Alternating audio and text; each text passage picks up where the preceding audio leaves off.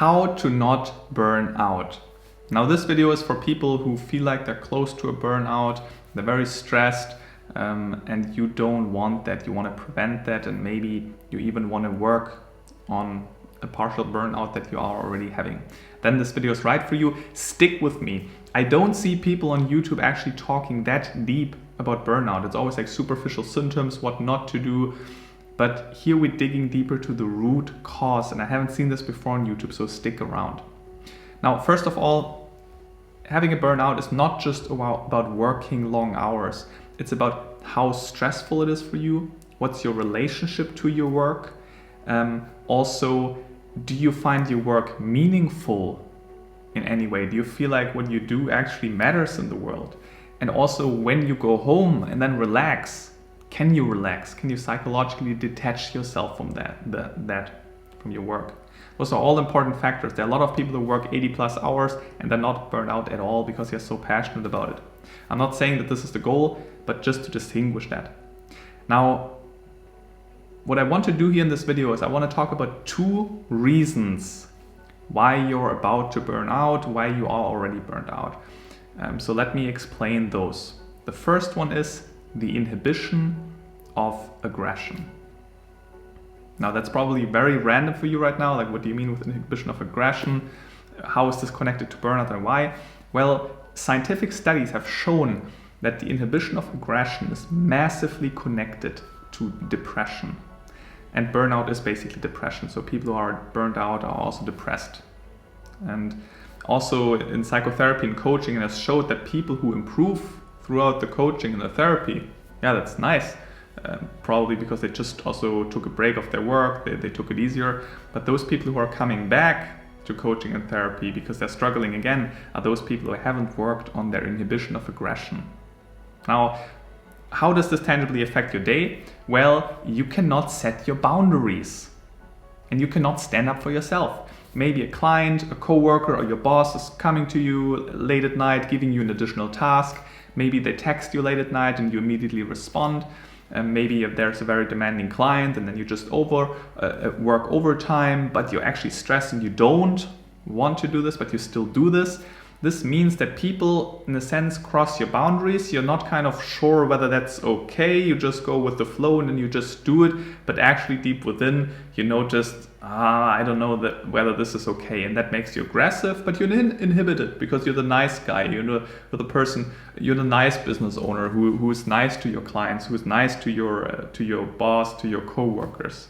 That's what I mean with inhibition of aggression. You don't stand up for yourself. You just swallow everything. And that boils up. And now you're here watching a video being close to burnout. That's a massive skill.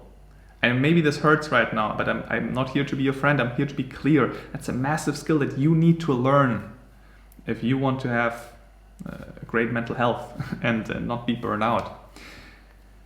Now, let's quickly take a deeper dive. There are two examples and reasons why you're inhibiting your aggression. There are many more, but maybe one of those two already resonate. The first question is, how was your childhood regarding anger? Have you been allowed to be angry? Or have your parents always said things such as, get your stuff together, get yourself together? Has there been room for being angry? Have your parents been angry? Have you been angry? How did your parents react when you got angry? So all very important questions. Maybe you learned this already back there.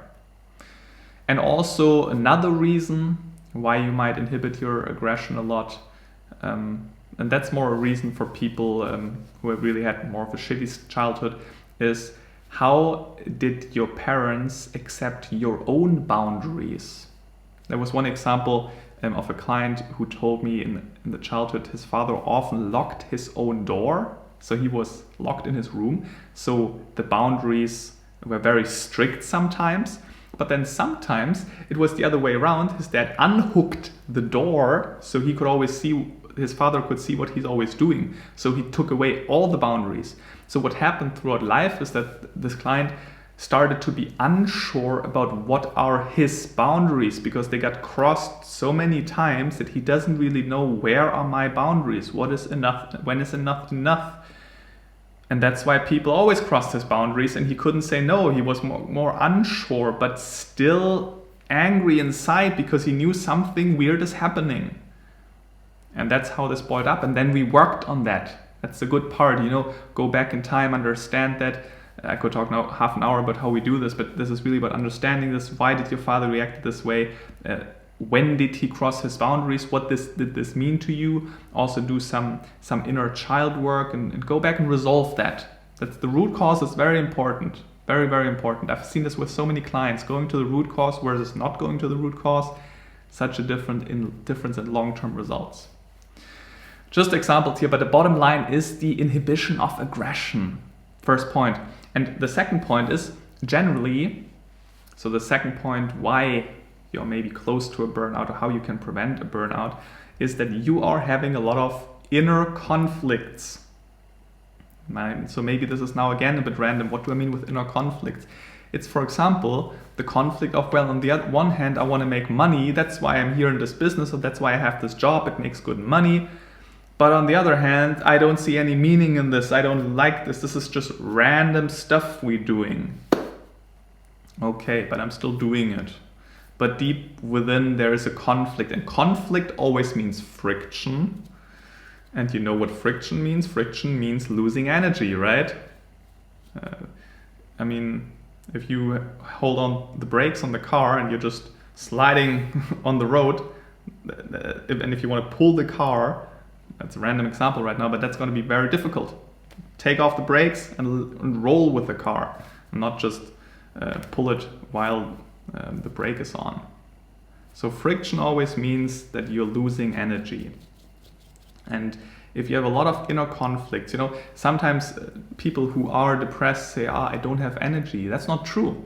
You have tremendous energy, but you have so many inner conflicts within you, and you struggle so much inside that all the energy is used up inside, and you don't have any energy meant to go out there and do something with life.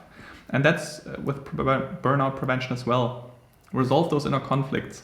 What conflicts do you have? Get some clarity and vision for your career, for your job, for your business. And that's very broad. I'm talking very broad now with the inner conflicts. Where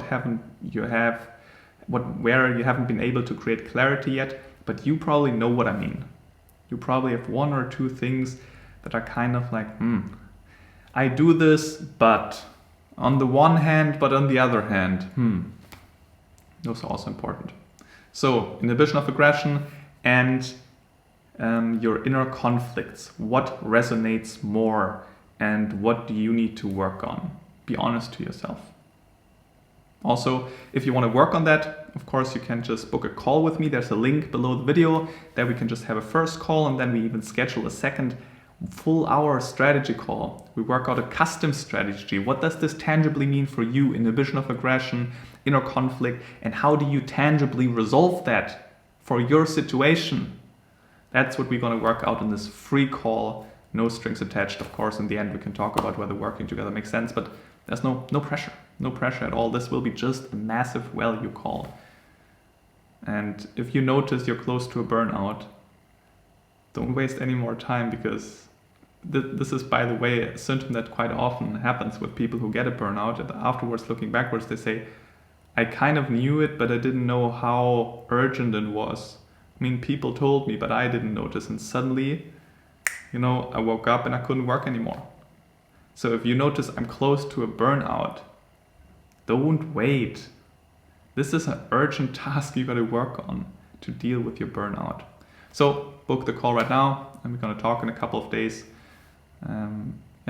See you soon.